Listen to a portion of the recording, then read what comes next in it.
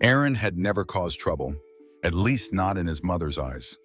Ever since his father walked out with another woman on Aaron's 11th birthday, Miranda had poured every ounce of her broken dreams, her buried hurt, and her ravenous need for control into her only son. There were no tantrums in Aaron's childhood.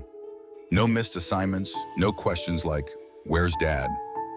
In return, he was given everything that looked perfect from the outside: a full scholarship to Princeton, a high-ranking position at a nonprofit in Manhattan, a penthouse view of Central Park, and a mother who said with a tone that felt like both pride and a warning, "You can be gay, just be smart about it.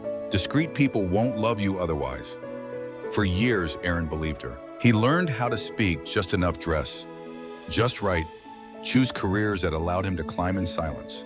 He loved men in elevators in late-night apartments with glances and gestures and trembling hands that disappeared before sunrise.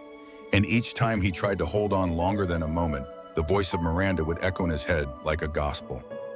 "Don't be the reason they shut the door." She never had to say it directly. It was in the way she muted the TV when Pride Month came on. The way she praised the gay nephew of her friend only for being so clean-cut and low-key. The way she reminded Aaron that he wasn't like those people. He was exceptional, he was safe, he was hers, and then came Jude. They met at a fundraising gala for an LGBTQ youth arts program. Jude, a queer performance artist, arrived late laughing with glitter on his collarbone and a poem scribbled on the back of his hand. He didn't sit, he perched on chairs. He didn't speak, he danced through words. Aaron was supposed to leave early that night, but Jude's laugh caught him off guard. It wasn't just joyful, it was free, a sound Aaron didn't know he'd been starving for. Their connection was quiet at first, a shared cab ride, a conversation over 2 strong coffee, a walk in Brooklyn that lasted until dawn. Jude never asked Aaron to explain himself, never pushed for confessions. But one rainy Thursday, on a nearly empty subway car, Aaron let his hand rest in Jude's lap and didn't move it when the train pulled into Grand Central. That moment was louder than any coming-out speech. It was the first time Aaron didn't flinch from his own reflection in the window with Jude. Aaron felt lighter, fuller. He started sleeping through the night. He laughed at things he used to ignore. He caught himself staring out windows, not in longing, but in wonder. For once, he didn't care what someone might think, but love like theirs doesn't stay hidden for long. And Aaron knew that if he wanted to build a real life with Jude, he would have to unlock the door to the cage Miranda had built. Not out of cruelty, but out of fear and silence. A cage padded with piano recitals, Ivy League letters and holiday photos, where he stood just right, smiled just enough, and never held anyone's hand but his mother's. Then one late afternoon, Jude came into Aaron's office with a small silver ring and a voice barely above a whisper. "We can choose truth even if no one else ever chose it for us." Aaron looked at the ring, at Jude, at the life that could be if he finally chose himself. And in that moment, he realized the only thing more dangerous than disappointing his mother was disappearing from his own story. If you've ever had to shrink yourself to be loved, this story is for you. Follow Heart Stories to hear what happened when Aaron chose love, truth, and a stage big enough for both. Aaron didn't propose in a grand theater or on a mountaintop. He did it quietly on a cold December evening in the back room of a bookstore that hosted queer poetry nights. Jude was running late from rehearsal, his fingers still smudged with stage makeup, and Aaron was pacing beside a shelf of Virginia Woolf paperbacks. His palms damp, the ring box warm in his coat pocket from the hours it had spent pressed to his ribs. When Jude finally arrived, breathless, grinning scarf half untied, Aaron didn't give a speech. He simply looked at the man who had taught him how to breathe and held up a small silver ring. Jude didn't cry. He didn't scream. He just exhaled and said, "You sure?" And Aaron replied, "I've never been more." That night was quiet joy. No champagne, no calls to extended family. Just 2 men holding hands beneath a shared lamp and dreaming of a home where both could exist fully. But joy in Aaron's world had never arrived without a price. And the bill came due when he sat down across from his mother the following week in her manicured kitchen.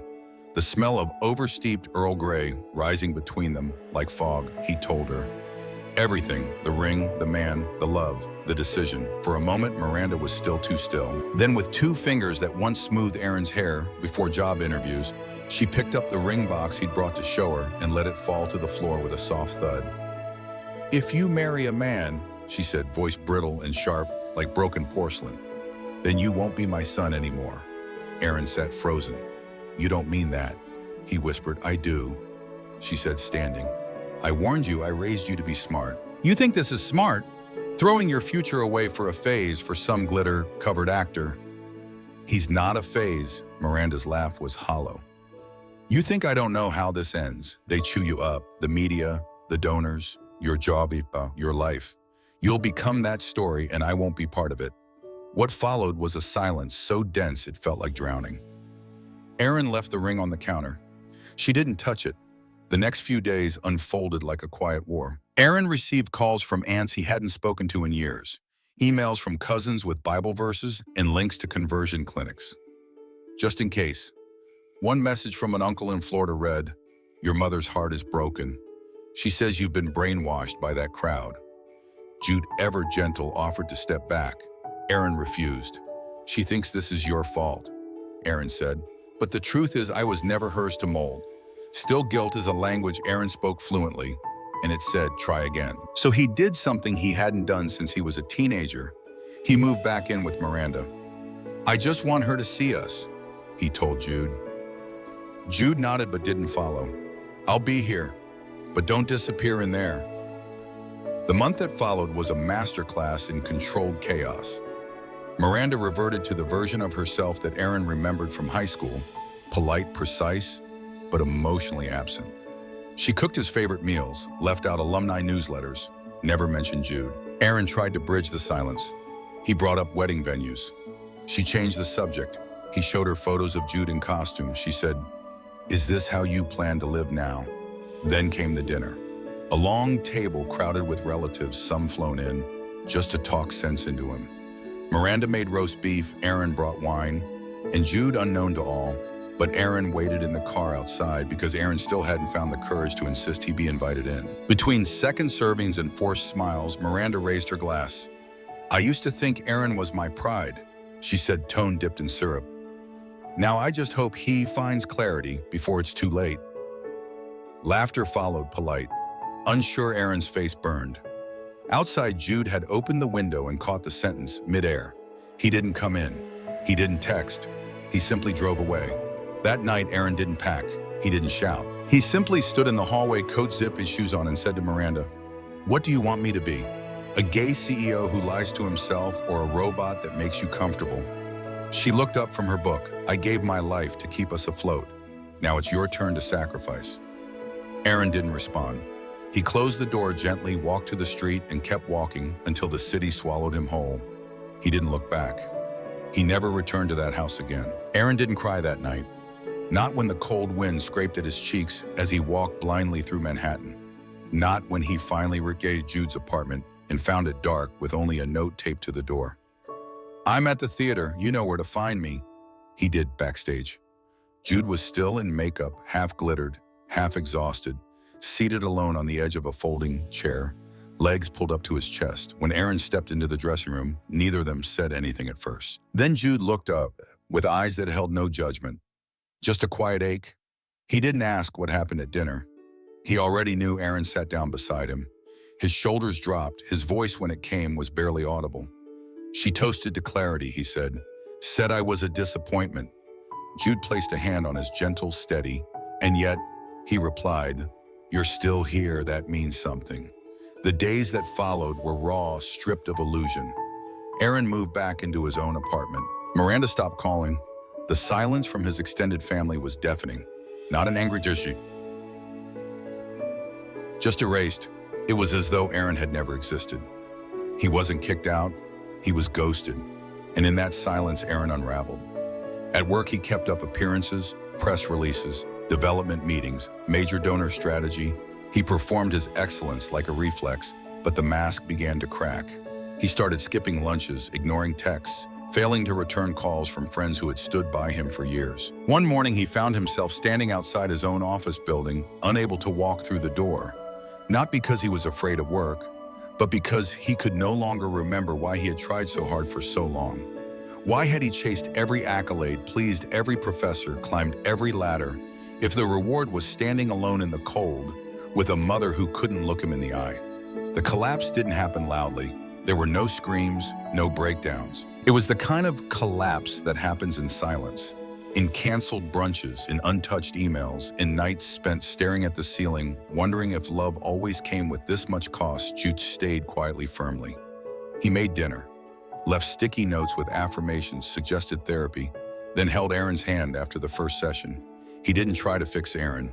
He just made sure he didn't vanish. One Sunday afternoon, Jude took Aaron to a small community center in Brooklyn, where a group of LGBTQ youth were rehearsing a play. Half the cast didn't have stable homes. Some were still in school, others barely scraping by.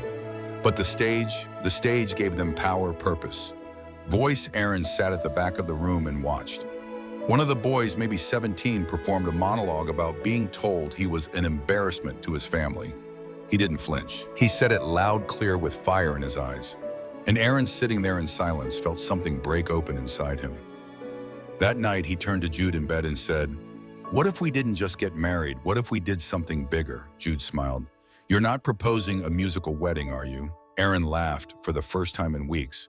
Not a wedding, not anymore, a performance, a fundraiser, a declaration. He rolled over, looked Jude in the eyes and said, "I'm done asking permission. I want to stand up and show every queer kid who's ever been erased that success isn't about who claps for you.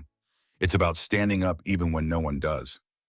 It wasn't about revenge anymore. It wasn't even about Miranda. It was about reclaiming his voice without needing hers to validate it. Aaron had spent most of his life speaking in carefully measured tones, shaping sentences that reassured boardrooms, soothed investors, and kept any trace of discomfort buried beneath polish. But now, standing in the echoing hall of an old off-Broadway theater, he felt something unfamiliar swelling in his chest. Clarity without compromise. The space was nothing like the ballrooms his mother once dreamed of for his wedding. It had peeling paint, creaky floorboards, and rows of mismatched seats donated by a retiring drama teacher. But to Aaron, it was a cathedral, not for ceremony but for truth. The vision was simple yet radical. No traditional wedding, no guest list dictated by obligation. Instead, Aaron and Jude would co-produce a one-night performance, part love story, part fundraiser, part act of reclamation. All proceeds would go to support LGBTQ homeless youth. They would stand on stage not as perfect sons or silent professionals, but as two men who had chosen each other unapologetically in a world that had tried to script them out. Jude wrote the narrative, Aaron curated the event. Logistics like a seasoned executive, lighting permits. Outreach press. The title of the event, Unwritten Vows, appeared on posters across New York City in bold letters. Beneath it, a tagline. Some people lose family when they come out, others build a new one. And the response was overwhelming. Former classmates, strangers, queer teens, elders, journalists, even a few quietly supportive coworkers donated anonymously. The evening sold out in 4 days. And then came the feature in the New York Times. Former nonprofit director reimagines his wedding as a stage for queer youth and himself. The night of the event arrived with the hum of possibility. Aaron stood in the wings, Jude beside him, both dressed in suits stitched by a queer-owned atelier in Harlem. Not tuxedos, not costumes, just themselves, unfiltered, together. As the audience settled in, a hush fell over the theater. Then a single spotlight rose, and Aaron walked onto the stage. He didn't carry notes, no teleprompter, only a thin silver ring looped on a chain around his neck, the one Jude had given him in that quiet bookstore months ago. "I was raised to be excellent," he began, his voice steady, "to make no noise, to never bring shame, and above all, to never need anyone." A pause. "But excellence without authenticity is a prison." He glanced toward the front row where a group of young queer performers waited with wide eyes, holding hands, waiting for their turn. "I was told I could be gay.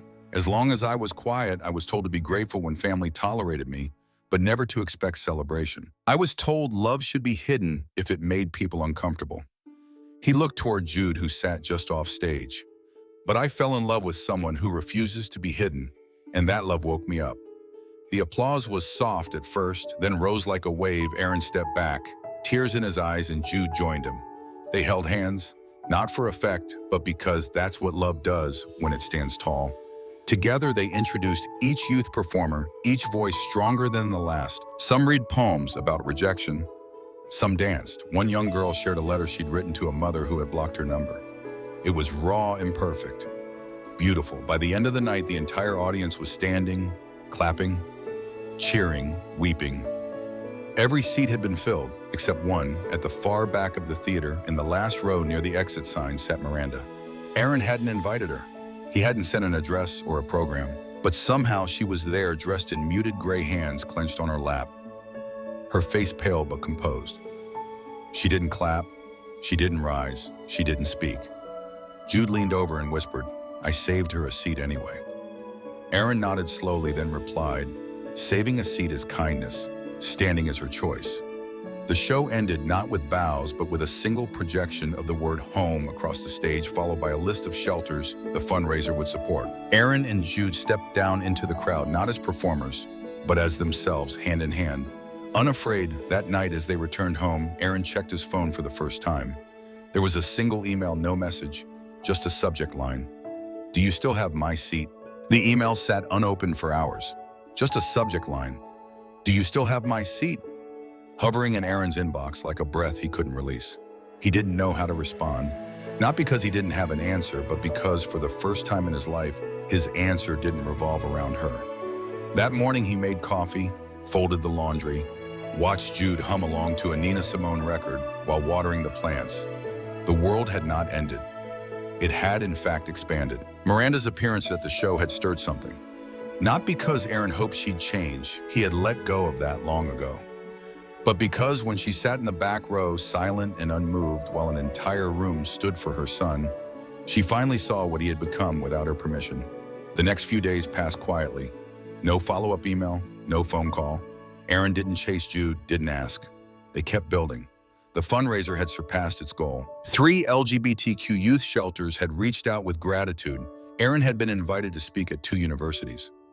Not as a donor, not as a corporate face, as a human being who dared to live honestly. But 1 week later, as spring rain tapped against their apartment windows, a knock came at the door. Aaron opened it to find Miranda, umbrella in hand, her hair damp, makeup barely holding. She looked smaller than he remembered. Not because she had shrunk, but because he no longer stood beneath her shadow. "I don't want to talk long," she said. Aaron stepped aside, didn't say yes, didn't say no, just made space. She entered slowly, gaze scanning the apartment as if seeing traces of her son she hadn't known existed. Jude wasn't home. They were alone, but not in the old way. The silence now belonged to Aaron. "I didn't clap," she said quietly. "At the show, I couldn't." Aaron folded his arms. "You didn't have to." "I know," she replied. "But when everyone else stood, I realized I didn't recognize you. Not this version." He nodded. "I didn't either, until I met someone who showed me I didn't need to shrink to fit anyone's comfort." Miranda looked down. Her voice cracked.